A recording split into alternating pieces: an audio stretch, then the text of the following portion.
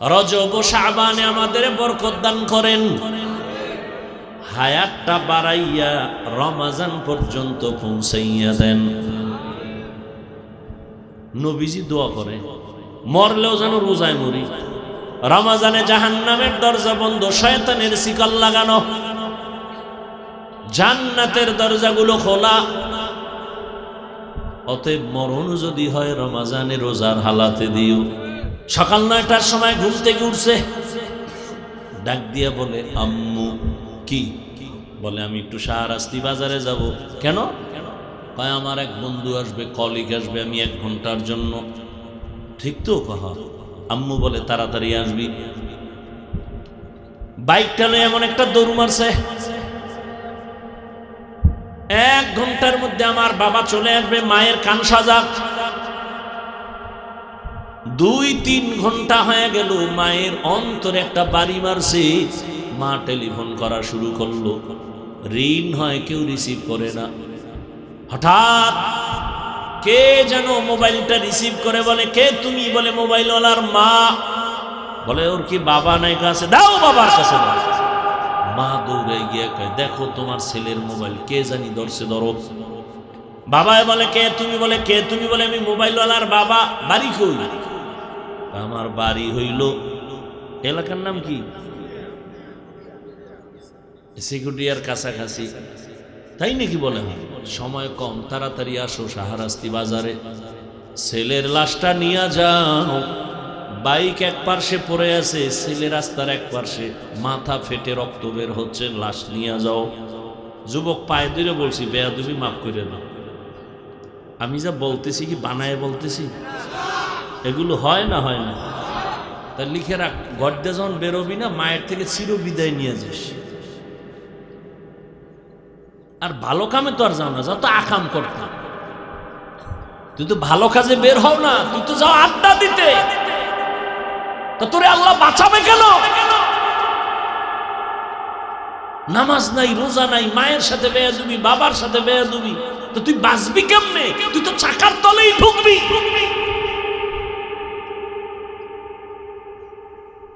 কত মাইয়ার জীবনের উপরে হামলা করেছ,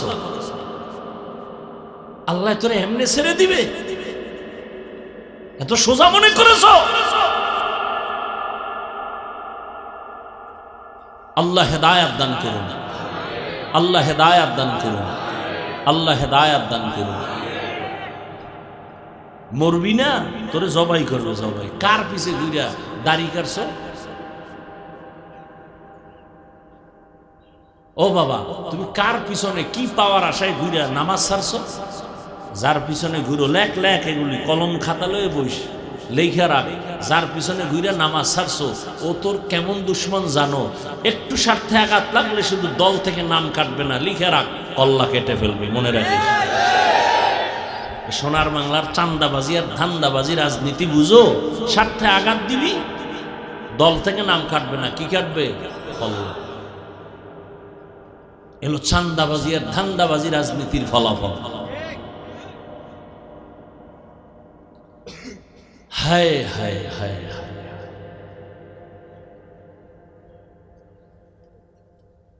এজন্য অনুরোধ করে বলছি রে বাবা, তোমার ভয় নাই। ভয় ঢুকছে মনে হয় যে হাফিজ ভাই মনে হয় আজকে তওবাই পড়ায় আমগো হুজুর বানায় দিবে। না, কোনো ভয় নাই। আমি তোমাদের হুজুর বানাবার জন্য আসি না। একটু সময় দিয়া শুনো কি বানাতে চাই, শুনে যাও। তুমি স্কুলে পড়ো, কলেজে পড়ো, চাকরি করো, ব্যবসা করো, আলহামদুলিল্লাহ, ধন্যবাদ। বরং আমি তো বাংলাদেশে ঘুরে ঘুরে এই পরিমাণ যুবকদের পক্ষে আমি কঠোর কথা বলি। দ্বিতীয় কোনো বক্তা বলে কিনা আমার জানা নাই। আমার অনেকে বলে হাফিজ ভাই আপনি এত বলেন কেন? আমি বলি স্কুল ছাড়বি না, কলেজ ছাড়বি না, মৃত্যু পর্যন্ত। এর কোনো বক্তা বলবে না, বরং আমাকে নিষেধ করে। আমি প্রত্যেকটা যুবকের কই ভাই তোর মাওলানা হওয়ার দরকার নাই। দোয়া করি কলিজা দিয়া ডাক্তার হও, ইঞ্জিনিয়ার হও, প্রফেসর হও, সাংবাদিক হও, সাহিত্যিক হও, বিজ্ঞানী হও। আমি সাহস দিয়ে গেলাম, দোয়াও করে গেলাম। তবে ছোট একটা দাবি আমার আছে, সময় থাকলে পরে বলবো। আলোচনাটা নিয়ে কাছাকাছি চলে আসছি। তো রজব বড় বরকতের মাস, শাবান বরকতের মাস। রহমতের নবী বেশি বেশি রোজা রাখতেন, আমল বাড়ায় দিতেন।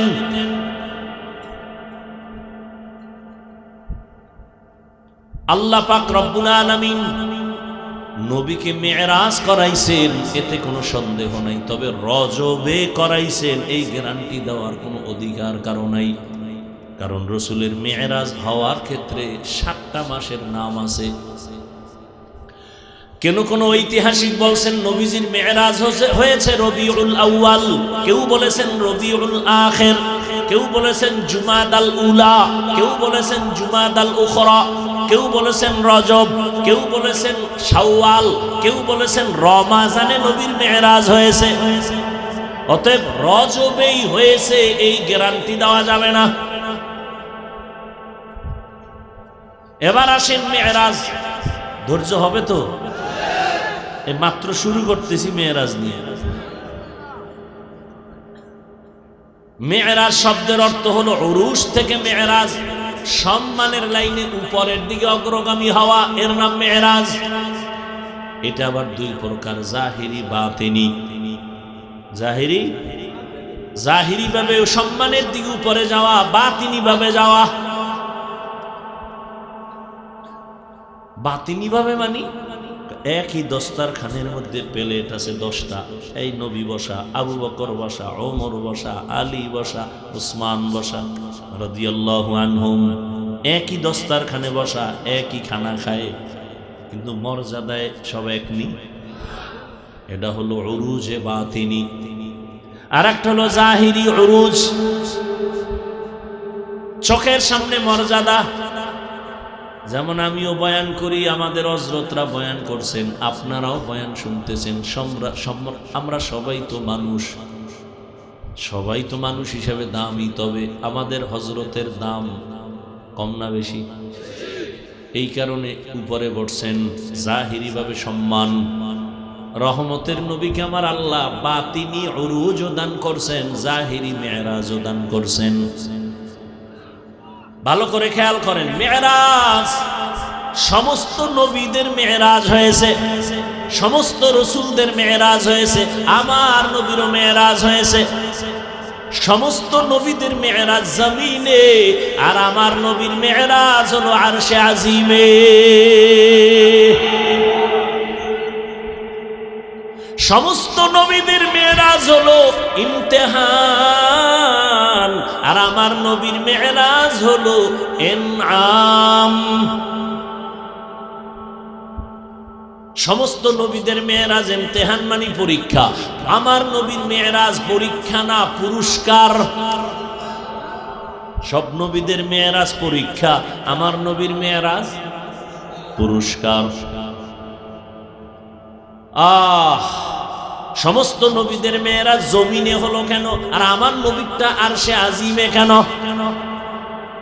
নবীদের নবুয়ত জমিন পর্যন্ত, আর আমার নবীরে যে নবুয়তের এরিয়া দান করছেন এটা আরশে আজিম পর্যন্ত। ওয়ার্ডের একজন মেম্বার আছে না, মেম্বরের কাম কি কয়? ওয়ার্ডে ঘুরে ঘুরে খবর লও, তোমার এরিয়া যতটুকু, এই জায়গার খবর লও, কি ভালো কি মন্দ।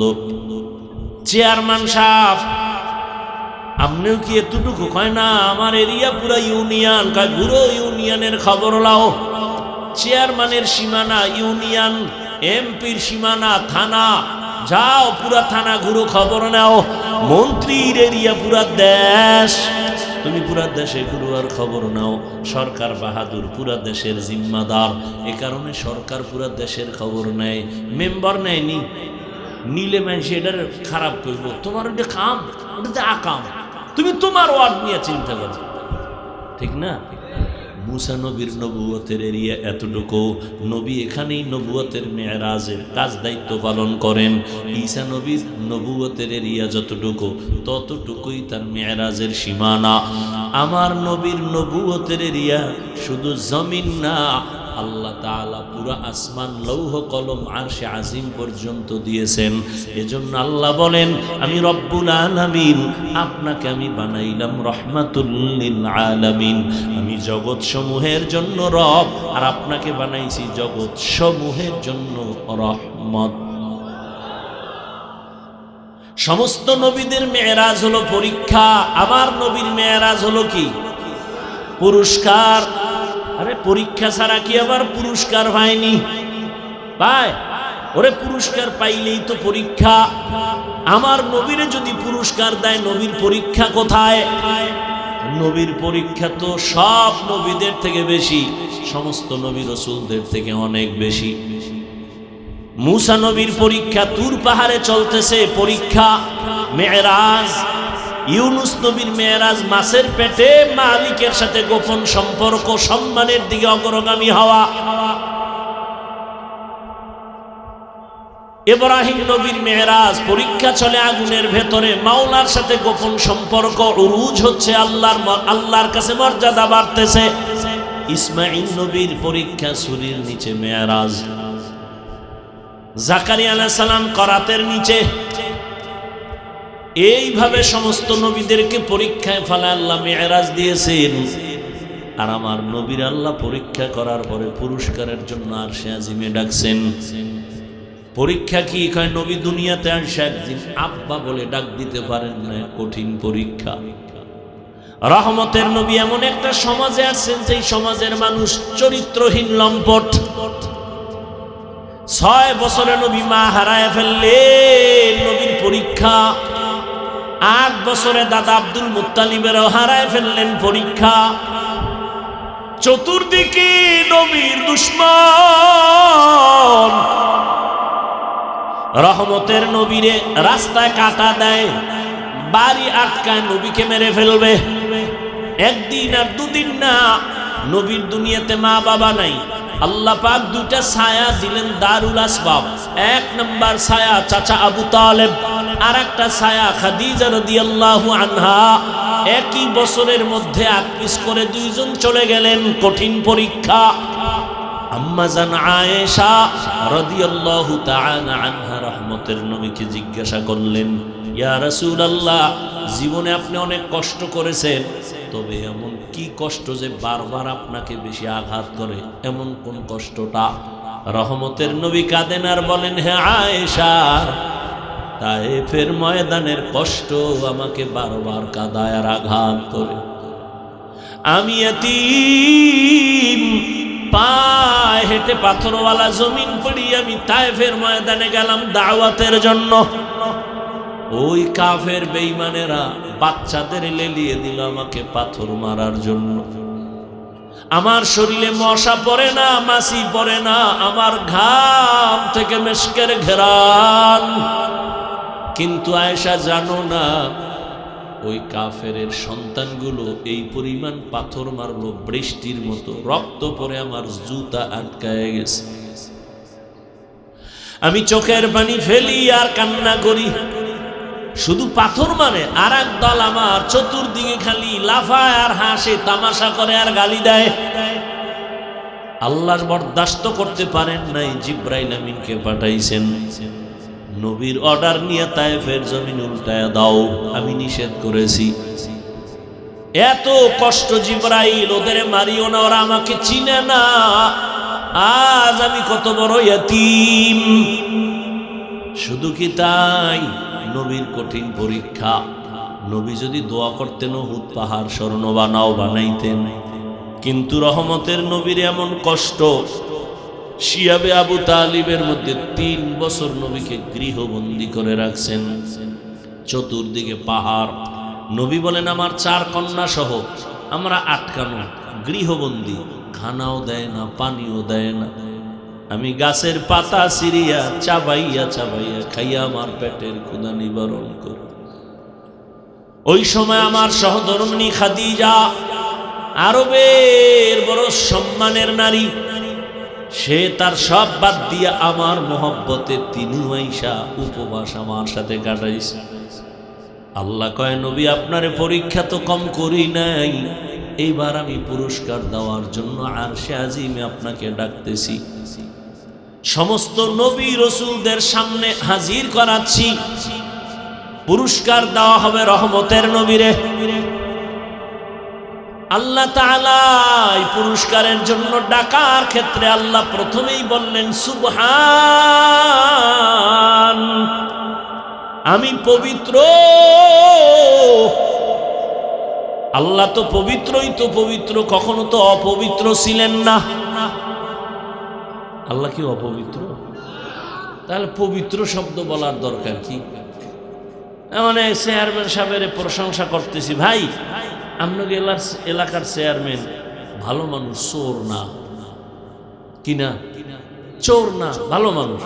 আচ্ছা ভালো মানুষ কইলেই তো হয়, চোর না এটা বলার তো দরকার পড়ে না। মানে এটা প্রশংসার মাঝে একটা ইনজেকশন মেরে দিলাম, বুঝেন না কথা? আমার আল্লাহ তো সব সময়ের জন্য পবিত্র, তাহলে কথা বলবেন কেন সুবহান? শাইখুল হিন্দ মাহমুদ হাসান দেওবন্দি রহমতুল্লাহ আলাইহি বলেছেন, এখানে অপবিত্রতার ক্ষেত্রে সুবহান শব্দ না, বরং কমজোরির ক্ষেত্রে সুবহান। বলে তোমাদের যত কমজোরি আছে আমি আল্লাহ এর থেকে পবিত্র। তোমার খানার কমজোরি আছে, আমি আল্লাহর খানার কোনো দুর্বলতা নাই।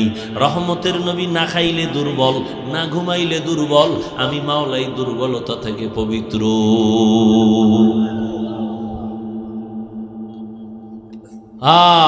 শুধু তাই না, সুবহান দিয়ে একটা শব্দ আল্লাহ উম্মতের দুনিয়ার মানুষেরে জাগায় মর্যাদা বাড়ার জন্য বলে দিছেন, ও দুনিয়ার মানুষ সুবহানের এই ওজিফাটা পড়তে থাকো। যদি তুমি পড়তেই পারো, তোমার এই ওজিফার দ্বারা তোমার জীবনটাকে আল্লাহ পবিত্র বানায় দিবেন। এই জন্য আমরা যখন নামাজে দাঁড়াইয়াই বলি সুবহানাকা আল্লাহুম্মা, বলি না সুবহান। বুখারী শরীফের মধ্যে এ নিয়ে তো উলামায়ে কেরাম শেষ দর খতমে বুখারীতে আলোচনা করেন, কালিমাতানে হাবিবাতানে ইলার রহমান খফিফাতানে আলাল লিসান সাকিলাতানে ফিল মিজান সুবহানাল্লাহি ওয়া বিহামদিহি সুবহানাল্লাহিল আযীম। বান্দা তুমি সুবহানের ওজিফা পড়ো। নাম্বার 3, আশ্চর্য কোনো বিষয় যদি আমরা শুনি বা দেখি তখন বলি কি সুবহানাল্লাহ।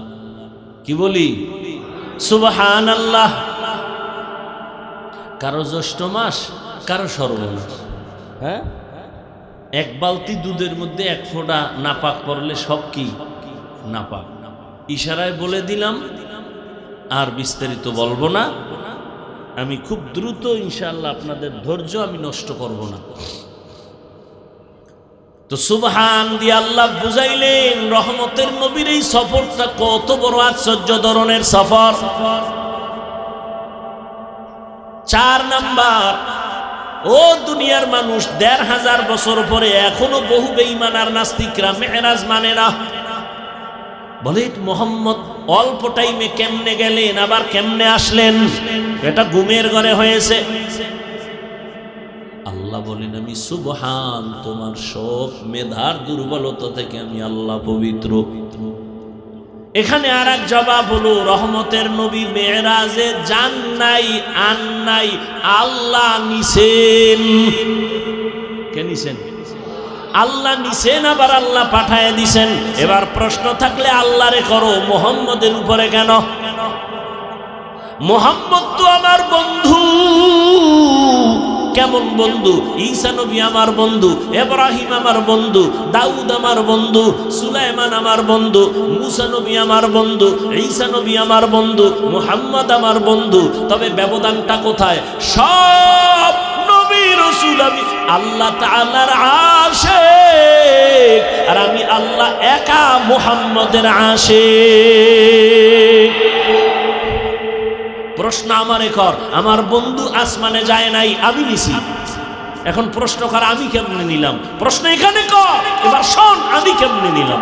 আমি যদি জান্নাত থেকে আদমের ভারতের চরণ দ্বীপে ফালায় দিতে পারি, হাওয়াকে সৌদি আরবের জেদ্দায় দিতে পারি, আমার বন্ধুরে টান দিয়ে আর সে নিতে পারি না কেন? আমি ঈসা নবীর জমিন থেকে দ্বিতীয় আসমানে যদি নিতে পারি, আমার বন্ধুকে আমি আরশে আজিমে কেন নিতে পারবো না? আমি ইদ্রিস নবীরে যদি আসমানে নিতে পারি, আমি আল্লাহর নবী মুহাম্মদের কেন পারবো না? আমি ইউনুস নবীরে মাছের পেটে ঢুকাইয়া আবার যদি আমি বের করে দিতে পারি সুস্থ, আমি আমার রহমতের নবীরে কেন আরশে আজিমে নিয়া আবার আমি মক্কায় সুস্থ অবস্থায় কেন ফিরাইতে পারবো না? কাদের কুদরত দারি বরকামাল আনতা রব্বি আনতা হাসবি জুল জালাল তুহি কাদের জলিলুল্লাহ জাহাদার বহর হালে তুহি মেরা নেগাহদার। নবীর মেরাজ দিনে না রাতের বেলা? কথা কয় না কেন? রাতের বেলা হলো লাইলাম মিনাল মসজিদিল হারাম, দিনে না হইয়া রাতে কেন মেরাজ হলো? এক নাম্বার জবাব, বন্ধুর সাথে বন্ধুর আলাপনটা রাতের বেলায় ভালো জমে নাকি দিনে? নাম্বার দুই, বড় জবাব, মূল জবাব দ্বিতীয়টা, সেটা কি? বলে আল্লাহ পাক মুমিনের ঈমান মজবুত করার জন্য রাতে মেরাজ করাইছেন। যদি দিনে করত তাহলে সবাই দেখতো। দেখা বিশ্বাস করার ঈমান মজবুত না, না দেখে বিশ্বাস করার ঈমান মজবুত। ইউমিনুনা বিল গায়ব। আবু জাহিল্লা নবীর কথা শুনে কয়, এই আমি সারা রাত মেরাজ করে আইছি। আবু জাহেলের মাথা গরম হয়ে গেছে, বাইর হয়ে গেছে মসজিদ থেকে। মোহাম্মদ কি কয় শুনছনি? সামনে গিয়া দেখা হয়ে গেল আবু বকরের সাথে। শুনছ আবু বকর? কি মোহাম্মদ পাগল হয়ে গেছে? কেন? এই রাতের মধ্যে বলে 7 আসমান ঘুরিয়া বাইতুল মাকদিস, যেখানে 1 মাস লাগে যাইতে, এই ঘুরে টুরে বলে অল্প টাইমে আইছে। আবু বকর কয়, কে কইছে? মোহাম্মদ। আবু বকর কয় না, তাই না আমি একটু জিগায় লই। আবু বকর এ না কয়, মোহাম্মদ বলছে। বলে সত্যি? বলে হ্যাঁ সত্যি। মানো মানো। আমি আবু বকর মেনে নিলাম। না দেখে মেরাজের বিশ্বাসীর উপর ঈমান দুর্বল না মজবুত? গোটা দুনিয়ার মুমিনের ঈমান মজবুত করো। না দেখে বিশ্বাসের ঈমানটা মজবুত। আমরা আসমান দেখি, আল্লাহকে না দেখে বিশ্বাস করেছি, ঈমান মজবুত। নবীকে দেখি নাই, ঈমান মজবুত। জান্নাত দেখি নাই, বিশ্বাস করি, ঈমান মজবুত। জাহান্নাম দেখি নাই, বিশ্বাস করি, ঈমান মজবুত। কিয়ামত দেখি নাই, পুলসিরাত দেখি নাই, বিশ্বাস করি, ঈমান মজবুত।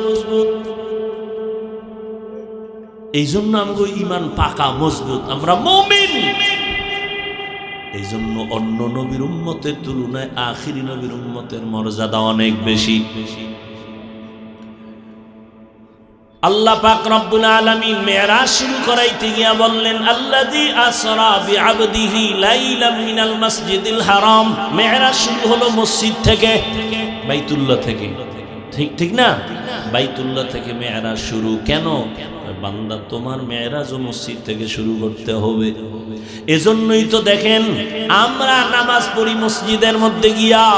নামাজের দ্বারা, নামাজ আমাদের মেরাজ। আল্লাহর সাথে গোপন কথা চলে। বান্দা যখন নামাজে দাঁড়ায় বলে আলহামদু, আল্লাহ জিগায় লিমানিল হামদ, বান্দা বলে লিল্লাহ। আল্লাহ প্রশ্ন করে মানিল্লাহ, বান্দা জবাব দেয় রব্বুল আলামিন। ঠিক নেই?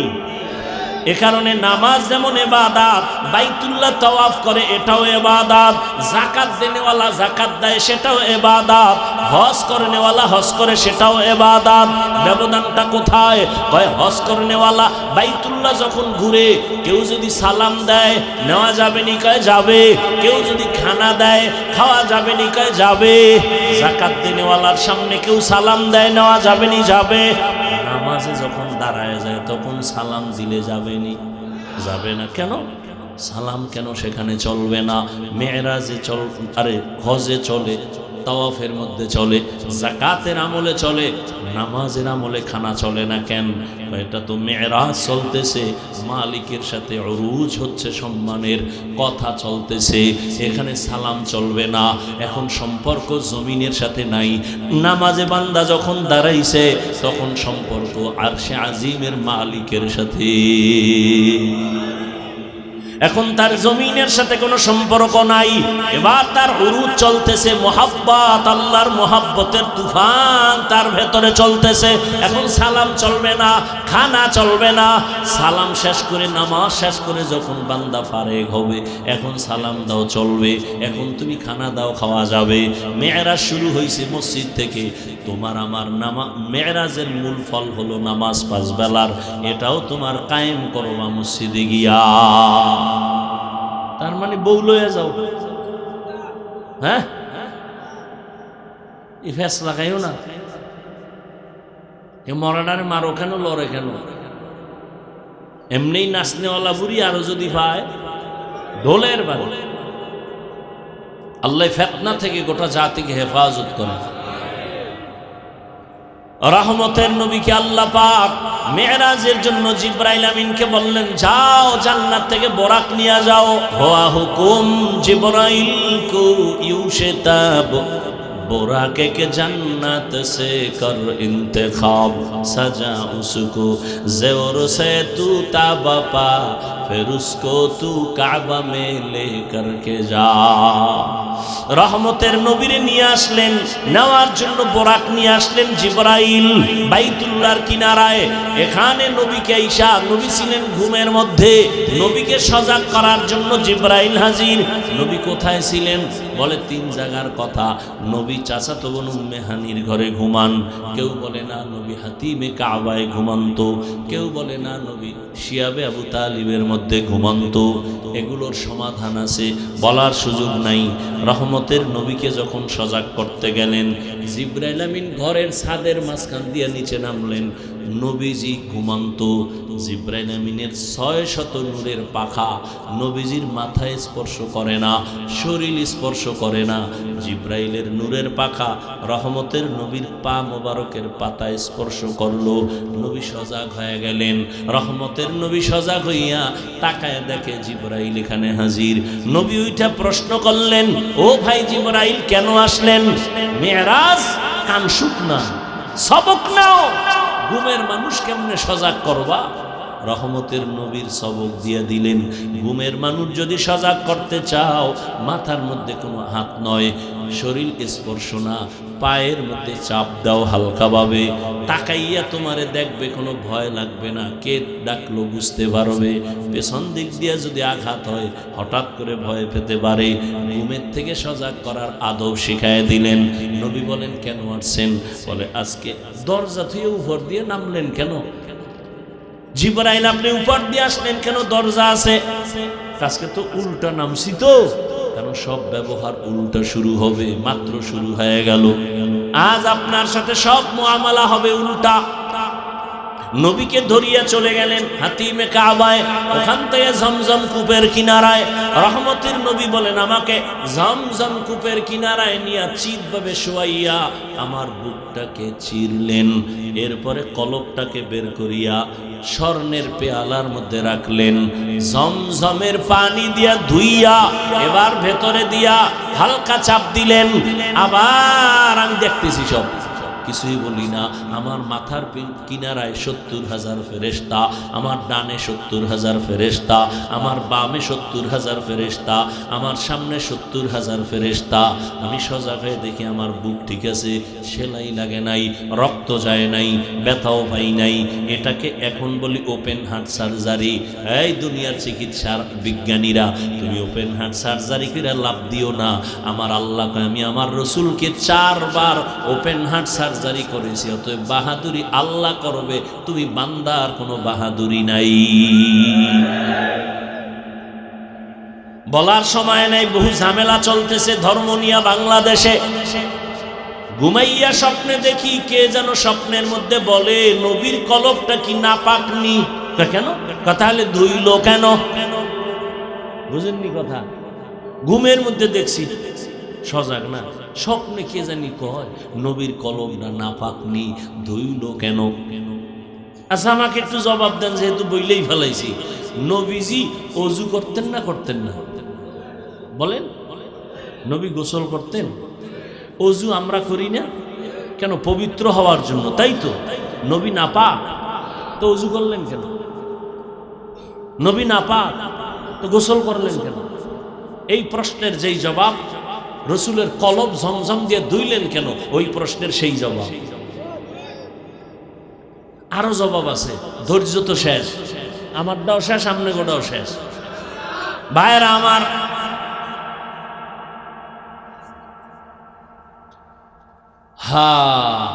সৌদি আরবে হজে যাইবে হাজী সাহেব, সরকার এখন নতুন ভাবে চাপ দিছে, টিকা না দিলে ভিডা, ওরে ঢুকতে দিবি না ইমিগ্রেশনের ভেতরে।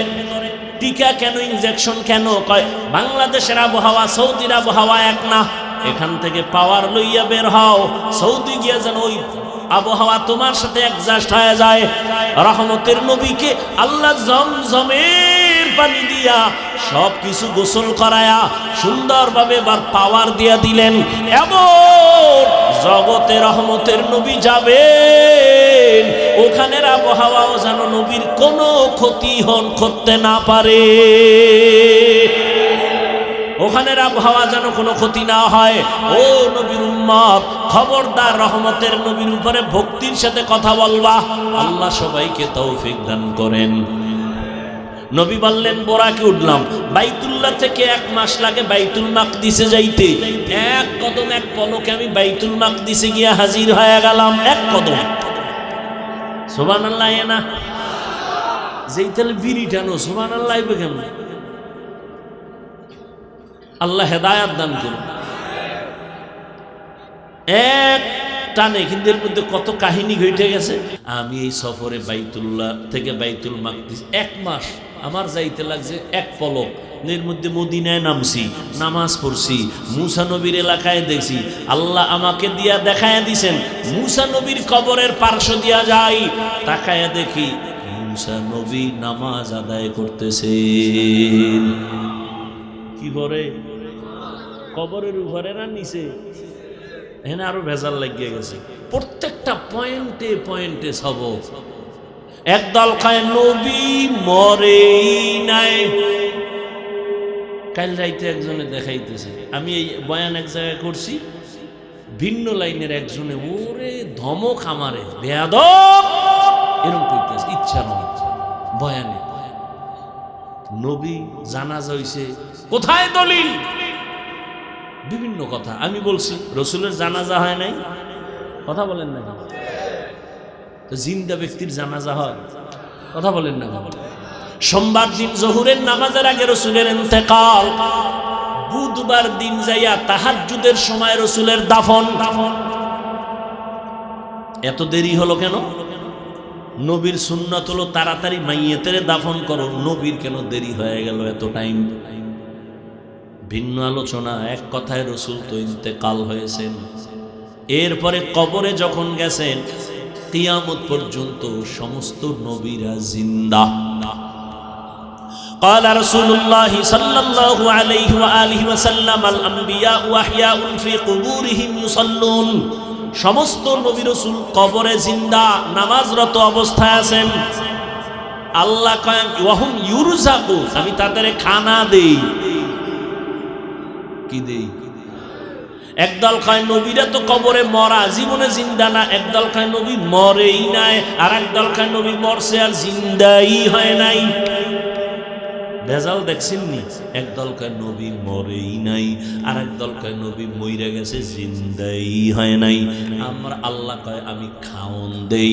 এখন ওরা আঙ্গ প্রশ্ন করে, নবী যদি নামাজ পড়ে এই ছোট জায়গায় কেমনে পড়ে? এরপরে যদি আল্লাহ খাওন দেয়, কি খায়? রুটি না ভাত? যদি ভাত রুটি খায়, প্লেট গ্লাস কই পায়? বাথরুম কই? এত বড় তার সেরা আউলা জাউলা প্রশ্ন করে আপনি নাজেহাল করে না। এখন এই আহাম্মকের জবাব কখন দিব সুযোগ আমার নাই। অনেক বয়ানে জবাব দিয়েছি, তারপর 1 মিনিটে বলে যায়।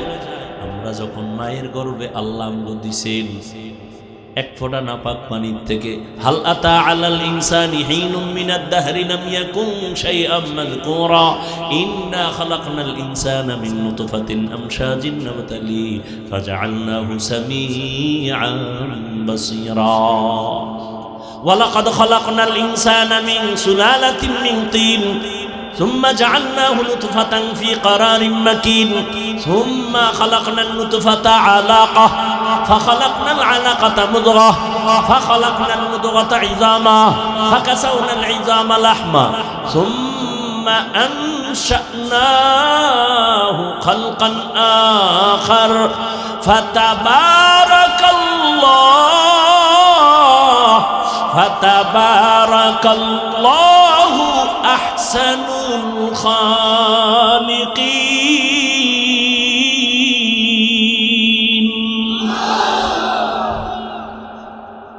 ব্যাখ্যা দেওয়ার সুযোগ নাই। মায়ের গর্ভে যখন বাচ্চা আসে, যেদিন 40 দিন নাপাক পানিটা রক্তের পিণ্ড, আবার 40 দিন পরে এই পিণ্ডটা গোশত, আবার 40 দিনের মেহনত চলে, মেহনতের পরে আবার হাড্ডি, এর উপরে গোশত, এভাবে 40-40-এর মেহনত চলে। 40-এর সিল্লা কয়। মায়ের গর্ভে বাচ্চার চিল্লা দিলে দেহের উন্নতি হয়, আর দুনিয়াতে বান্দা আল্লাহর পথে চিল্লা দিলে রুহের উন্নতি হয়। চোখে কালা রঙের আয়না লাগায় কয় কি কেয়ামত হইল নি? কেন কয় বাতি কালো কেন? একজনে কয় তোর চোখে গজব লাগছে রে, কেয়ামত বহুত দূর, তোর চোখে গজব লাগছে, চিকিৎসা কর। এই শাহরাস্তির মুসলমান, বাপের বেটা হয়ে থাকলে আমার 3টা প্রশ্নের জবাব দাও, বাঘের বাচ্চার মতো দিবা, তাল মিলাবা না, সত্য কথাটা স্বীকার করবা, মানো আর না মানো। আমাকে বলো, তাবলিগের দ্বারা এই দেশে মুসলমানের ইসলামের কি ক্ষতি হয়েছে বলো? আর উফুকার পরে কও এটা আমি বুঝি না, ক্ষতি হয়েছে কি সেইটা কও। হয় নাই? নাম্বার 2, চরমনাই উজানি এরকম যারা আহলে হক পীর আছে নাই, বলো এদের দ্বারা বাংলাদেশে ইসলামের কি ক্ষতি হয়েছে? হয় নাই? নাম্বার 3, কওমির দ্বারা কিছু হয়েছে? হ্যাঁ, কওমি মাদ্রাসা দেওবন্দির দ্বারা ইসলামের কি ক্ষতি হয়েছে বলো? হয় নাই? সবে একমত? তাহলে দরজা আটকায় বাসায় গিয়ে কানে ধরে 3বার উঠবা আর বসবা। জীবনে আর কোনোদিন তাবলিগের বিরুদ্ধে কথা বলবা না, চরমনার বিরুদ্ধে কথা বলবা না, উজানির বিরুদ্ধে কথা বলবা না, কওমির বিরুদ্ধে কথা বলবা না। আর যদি মনে করো হ্যাঁ হইছে, খালি আমারে সাইজ কর, বুঝায় লাইনে নে, মাঠ গরম বানায় এলাম একদিনে, খালি বুঝা আমার যে তাবলিগে ঝামেলা আছে বুঝায় দে, তবে গাঞ্জা খাইয়ে বুঝাইস না, খবরদার। বিরোধিতা কেন? চরমনের বিরোধিতা কেন? উজানির বিরোধিতা কেন? কওমির বিরোধিতা কেন? তাবলিগের বিরোধিতা কেন? কি বুঝাতে চাও? তোমার দাড়ি নেই, টুপি নেই, নামাজ নাই, বিড়ি টানো, গাঞ্জা খাও, একটা লোক তোমার কথায় বুঝায় ফুনায় পারছো দাড়িওয়ালা বানাইতে, নামাজি বানাইতে, দিনদার বানাইতে, তো বিরোধিতা করো কেন? কি সমস্যা কি? ওরা খারাপ না, মূলত তোমার অন্তর খারাপ, তোমার দিমাগ খারাপ, তোমার কলব খারাপ। আল্লাহ হেদায়েত দান করুন। মায়ের গর্ভে আল্লাহ যখন বাচ্চা দেয়, রুহু আসেনি? রুহু বলো, রুহু আসলে বাচ্চা জিন্দা না মরা? জিন্দা। সহজ কথা ভাই, আমি পেঁচ গোজের রস কম করি, সহজ কথা। তো জিন্দা হইলে বাচ্চার ক্ষুধা লাগেনি? আল্লাহ খানা দেয়নি? রুটি না ভাত? ও সময় কেমনে খায়? বাচ্চার তো বাথরুম হয়, খাইলে পেট ভরে তো বাথরুম লাগে। মায়ের গর্ভে কেমনে খায়, কেমনে খায়, কেমনে বাথরুম করে? এই প্রশ্নের জবাব যেদিন দিবি, নবীরা কেমনে কবরে খায় সেদিন সেই জবাব দিব। নিমক হারাম, ইসলামটাকে শেষ করে দেওয়ার ষড়যন্ত্র। আল্লাহ হেদায়েত দান করুন। ভাইরা আমার, আরেকটু সামনে যাই, অল্প টাইম। আল্লাহ তাআলা রব্বুল আলামিন রহমতের নবীকে নিয়ে গেলেন, নেওয়ার ক্ষেত্রে আল্লাহ পাক এখানে একটা শব্দ বলছেন, সুবহানাল্লাযী আসরা বিআবদিহি। কোরআন শরীফ এমন একটা দামি কিতাব, যেই কিতাবের মধ্যে আল্লাহ পাক এত দামি যে দেখলে সওয়াব, ধরলে সওয়াব, পড়লে সওয়াব। সেই কোরআনে আমার আল্লাহ নবীদের নাম নিয়ে ডাকছেন, ইয়া নূহ, ইয়া মূসা, ইয়া ইব্রাহিম, ইয়া ঈসা ইবনে মারইয়াম, নাম ধরছেন না? কিন্তু আমার নবীর নাম ধরে আল্লাহ কোরআনে একবারও ডাকেন নাই। নবীকে আল্লাহ একবারও নাম ধরে ডাকেন নাই, তবে দামি দামি অলংকার যুক্ত শব্দ দিয়া নবীরে সম্বোধন করছেন। ইয়া আইয়ুহাল মুজাম্মিল কুমিল লাইলা ইল্লা কালিলা, ইয়া আইয়ুহাল মুদ্দাসসির কুম ফাআনজির ওয়া রাব্বাকা ফাকাব্বির, ইয়াসিন তাহা হামিম। নবীরে আল্লাহ উপাধি দিয়েছেন দামি দামি, নবী রহমাতুল লিল আলামিন, ইমামুল মুরসালিন, খাতামুন নবিয়্যিন, নবী খুলুকে আজিম ওয়ালা, নবী কাউসার ওয়ালা। আমার নবীর এত সুন্দর সুন্দর উপাধি, নবী সিরাজাম মুনিরা, নবী বাশীরা ওয়া নাযীরা। আল্লাহ নবীর নাম ধরেন নাই, কিন্তু এমন এমন শব্দ বলছেন যা ব্যাখ্যা ছাড়া বুঝে আসে না, অনেক দামি শব্দ। কিন্তু দুঃখ, অনেক বড় দুঃখের কথা, মেরাজের ক্ষেত্রে আমার আল্লাহ নবীকে রসুল বলে ডাকলেন না, নবী সম্বোধন করলেন না, রহমাতুল্লিল বললেন না, নবী কাউসারওয়ালা বলে ডাকলেন না। নবী এমন একটা শব্দ বলছেন নরমাল, কি বলছেন? কয় বান্দা। কি বলছেন? এটা কত নরমাল! হিন্দুরাও আল্লাহর বান্দা, ইহুদিরাও আল্লাহর বান্দা, খ্রিস্টানেরাও আল্লাহর বান্দা, আমরাও আল্লাহর বান্দা, বিড়ি টান্নেওয়ালারাও আল্লাহর বান্দা, আমার নবীরও আল্লাহ কয় বান্দা। এত নরমাল শব্দ কেন বললেন? এর চারটা জবাব, একটা দিয়ে মোনাজাত দেব। কয় জবাব? প্রশ্নটা বুঝেন তো? নবীজির এখানে রসুল বলে ডাকলেন না, নবী বলে ডাকলেন না, ইমামুল মুরসালিন বললেন না, খাতামুন নবিয়্যিন বললেন না, এখানে বললেন কি? বান্দা। নরমাল শব্দ কেন বললেন? চার জবাবের প্রথম জবাব, আমার নবী নিজেরে বান্দা বলতে তৃপ্তি পান। নবী বান্দা বললে খুশি। আম্মা জান আয়েশা জিগায়, আপনি এত ইবাদত করেন কেন? নবী জবাব দেন, আফালা আকুনা আবদান শাকুরা। ও আয়েশা, আমি কি আল্লাহর প্রিয় বান্দা হব না? আমি কি কৃতজ্ঞ বান্দা হব না? বান্দা বলতে কত মজা পান আমার নবী। এই জন্য আমার আল্লাহ পাক নবীরে বান্দা বলে ডাকছেন। নবী নিজেরে বান্দা বললে বড় খুশি। এবার দৌড়ে যাই মেয়েরাজে। রহমতের নবী যখন আল্লাহর কাছে হাজির হয়ে গেলেন, আল্লাহ জিগায়, নবী কি নিয়ে এসেছেন? নবী বলেন, আমি তিন জিনিস নিয়ে এসেছি, আত্তাহিয়াতু লিল্লাহ ওয়াস সালাওয়াত ওয়াত তাইয়্যিবাত। আল্লাহকে আপনারও তিনটা দেই। আসসালামু আলাইকা আইয়ুহান নবী ওয়া রাহমাতুল্লাহ ওয়া বারাকাতুহু। বুঝেননি? নবীকে আমি একা নিব কেন? আসসালামু আলাইনা ওয়া আলা ইবাদিল্লাহিস সালিহিন। আল্লাহ কয়, ফেরেশতারা সাক্ষী দাও। ফেরেশতারা এবার সাক্ষী দেয়, আশহাদু আল্লাহ ইলাহা ইল্লাল্লাহ। ফেরেশতারা চুপ। এই চুপ কেন? আমারটা কইলা, আমার বন্ধুরটা কইবে না? হ্যাঁ। এবার ফেরেশতারা বলে, আশহাদু আন্না মুহাম্মাদান। মুহাম্মাদান কই বইরিস? কও না। কি কোন? রাসূলুহু। না না না, রাসূলুহু আমি নবীরে দিছি, কিন্তু নবী যেটা দিছে নিজের ওইটা আগে আনো। নবীর দেওয়া বান্দা, আমার দেওয়া রাসূল, আমারটা পরে নাও, বন্ধুরটা আগে আনো। নবী বান্দা বললে খুশি, রসুল আমি দিছি, আমারটা পরে নাও। আবদুহু আগে বলো, তারপরে বলো রসুলুহু। আমারটা পরে নাও, আমার বন্ধুরটা। কারণ আমার মাকসাদ তো বন্ধুকে পুরস্কার দিয়ে খুশি করব।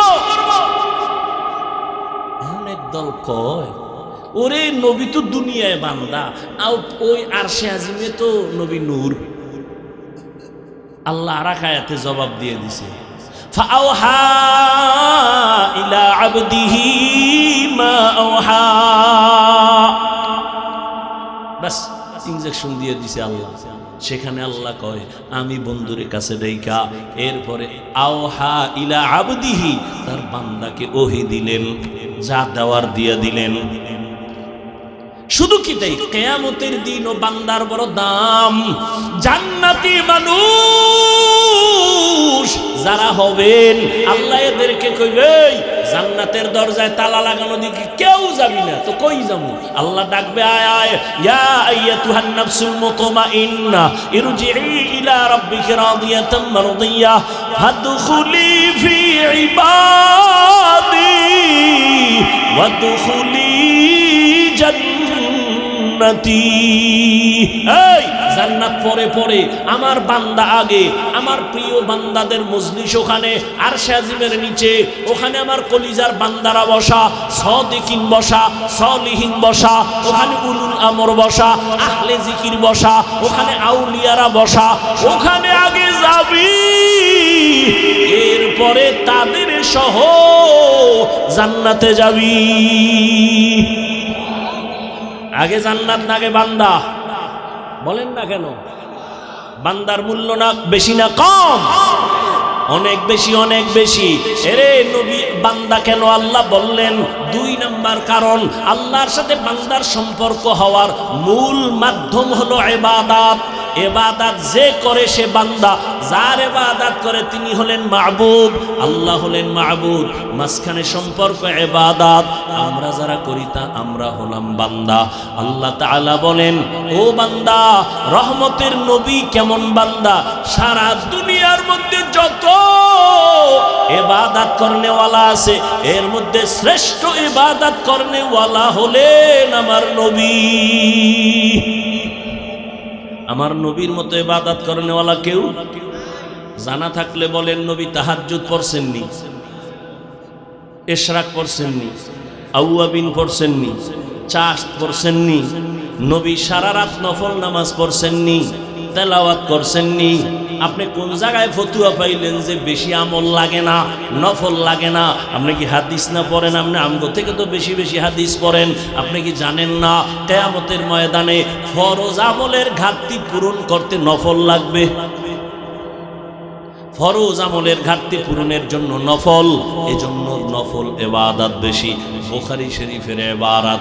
এজন্য আমি সারা বাংলাদেশে কসম খায় বলি, আল্লাহর জাতের কসম, যারা বলে আমরা ওলিয়া উলিয়া মানি না, এরা কোরআন মানে না, বুখারী শরীফ মানে না, এরা ভণ্ড, এরা বাতিল।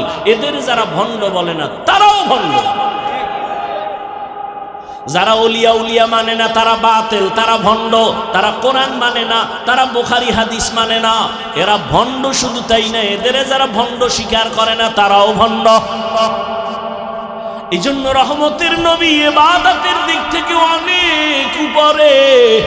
রহমতের নবী এত পরিমাণ ইবাদত করেন। নবীজির ব্যাপারে আম্মা জান আয়েশা রাদিয়াল্লাহু আনহা বলেন, নবী এত পরিমাণ ইবাদত করতে করতে পা ফুলিয়া যাইত।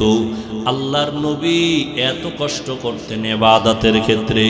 ও আমার কলিজার বাবারা, ও বৃদ্ধ বাবাজি, পর্দার আড়ালের মা বোনেরা, কয়দিন আর দুনিয়ায় থাকবেন?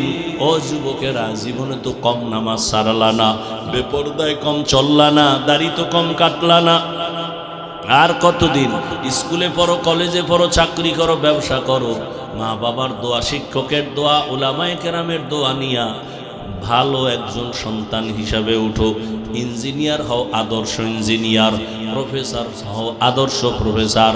একজন আদর্শ ডাক্তার হও। তোমার আচরণে মা বাবা যেন কষ্ট না পায়, শিক্ষক কষ্ট না পায়, উলামায়ে কেরাম কষ্ট না পায়। এরে পর্দার আড়ালের আম্মা জান, আপনাদের সন্তানগুলোকে লাইনে রাখার জন্য আপনাদের অবদান বেশি। এ দুনিয়াতে যত সন্তান ভালো হয়েছে মায়ের কারণে। এরে আম্মা জানেরা, এ কারণে তো আপনাদের সম্মান অনেক বেশি। আপনারা নবীদের মায়ের মতো দামি, সাহাবায়ে কেরামদের মায়ের মতো দামি মা। আপনারা তো আলেম হাফেজে কোরআনের মায়ের মতো দামি মা। এরে আম্মা জান, আপনারা খাদিজা রাদিয়াল্লাহু আনহার মতোই নারী, ফাতেমা রাদিয়াল্লাহু আনহার মতো নারী, আয়েশা রাদিয়াল্লাহু আনহার মতো নারী। আল্লাহ সন্তান দিয়েছেন, ডাক্তার বানাবেন, ইঞ্জিনিয়ার বানাবেন, বেয়াদব বানাবেন না। আপনার সন্তানের ব্যবহারে কোনোদিন মা বাপ যেন কষ্ট না পায়, উলামায়ে কেরাম কষ্ট না পায়, শিক্ষক কষ্ট না পায়। আদর্শ সন্তান রেখে যাবেন। ডাক্তার হলো আপনার জন্য দোয়া করতে ভুলবে না। ও আমার কলিজার মা, আপনার মতো কত মা আছে এখনো পর্দা করে, স্বামীর মাল হেফাজত করে, বেপর্দায় চলে না, মোবাইলে সময় নষ্ট করে না। ও আমার শাহরাস্তির যুবক বাবারা, তোমার মতো কত যুবক স্কুল কলেজে পড়িয়াও 5 বেলার নামাজ পড়ে নাই। তোমার কপাল কেন খারাপ পারো না? তোমার মতো যুবক র্যাব, আর্মি, পুলিশ, বিডিআর চাকরি করে, নামাজি, বলো বাবা তুমি কেন পারো না? আল্লাহ বিবেক দিছে, বিবেকের সাথে বেঈমানি করবা না। তোমার মতো যুবক ডাক্তার, প্রফেসর, ইঞ্জিনিয়ার 5 বেলার নামাজি, ওসি, ডিসিএসপি, উকিল, ব্যারিস্টার 5 বেলার নামাজি। তোমার মতো যুবক রাস্তায় গাড়ি চালায়, নামাজ পড়ে, বলো বাবা তুমি পারো না কেন? অবশ্যই তোমার কপাল অভিশপ্ত কপাল। তোমার কপালে কারো বরদোয়া লাগছে, না হয় তুমি এত খারাপ তো হতে পারতা না। তোমার মতো যুবক নদীর মধ্যে মাছ ধরে, নামাজ পড়ে, বলো তুমি কেন পারবা না? কৃষি কাজ করে, নামাজ পড়ে, বলো তুমি কেন পারবা না? আমি তো একটু আগেও বলছিলাম আমি হুজুর বানাইতে আসি নাই, আমি বরং তোমার পক্ষে সাক্ষী দিয়ে গেলাম, দোয়া করে গেলাম। স্কুলে পড়ো, ডাক্তার হও, বেয়াদব হইও না, ইঞ্জিনিয়ার হও, বেয়াদব হইও না। তোমার আচরণে কোনোদিন মা বাবার মনে কষ্ট যেন না যায়, তো মরার আগে ধ্বংস হয়ে যাবি। তোমার আচরণে শিক্ষক যদি কষ্ট পায়, লেখাপড়ার থেকে হারিয়ে যাবা। যদি তোমার ব্যবহারে আলেম কষ্ট পায়, চরিত্র তোমার ধ্বংসের পথে চলে যাবে। অতএব তুমি ডাক্তার হও আদওয়ালা, তুমি একজন ইঞ্জিনিয়ার হও আদওয়ালা। মা বাবার দোয়া নিয়া, শিক্ষকের দোয়া নিয়া, ওলামায়ে কেরামের পরামর্শ নিয়া, নবীর তরিকা মেনে চলো। তুমি যে লাইনেই থাকো, অনুরোধ তুমি নবীর মোহাব্বতে 5 বেলার নামাজ পড়ো, মা বাবার নেক নজর নাও, শিক্ষকের দোয়া নাও, দেখবা ডাক্তার হলো তোমার জীবন সফল। এখনো সময় আছে, তওবা করো। আরে আল্লাহর কাছে মনেরে বুঝাই, আল্লাহকে বলো, হে আল্লাহ জীবনে কত গুনাহ করলাম, মনে চাইছে নামাজ পড়বো না, পড়ি নাই, দাড়ি কাটবো, কেটে ফেলেছি, বেপরদায় চলবো, আড্ডা দিব, পার্কে যাব, তাই করেছি। ও আল্লাহর কতদিন কোন দিন মরণ হবে জানা নাই। আজকে থেকে তওবা করে ফেললাম, আর দাড়ি কাটবো না, নামাজ ছাড়বো না, বেপরদায় চলবো না, মা বাবার সাথে বেয়াদবি করবো না, শিক্ষকের দোয়া নিয়া, উলামায়ে কেরামের পরামর্শ নিয়া নবীজির তরিকা মেনে চলবো, আর কোনোদিন গুনার পথে যাব না। মনের শুধু এতটুকু বুঝাইও, তোমার মতো যুবক জেনারেল লাইনে থাকিয়া যদি তারা নামাজ পড়তে পারে, তুমি কেন পারবা না? এখনো সময় আছে, তওবা করো। অন্তর যদি তৈরি হয়, মুনাফিকি যদি না থাকে, খাঁটি তওবার নিয়ত যাদের আছে, আল্লাহ যার কপাল ভালো রাখবেন ওমরের মতো, দুটো হাত আমার আল্লাহকে দেখায়া দাও। আয় আল্লাহ নবীর আদর্শওয়ালা উম্মত হিসেবে সবাইকে কবুল করেন। আয় আল্লাহ 5 ওয়াক্ত নামাজি বানায়া দেন। মা বাবার দোয়া, শিক্ষকের দোয়া, উলামায়ে কেরামের পরামর্শ নিয়ে নবীর তরিকায় চলার তৌফিক দান করেন, আমিন।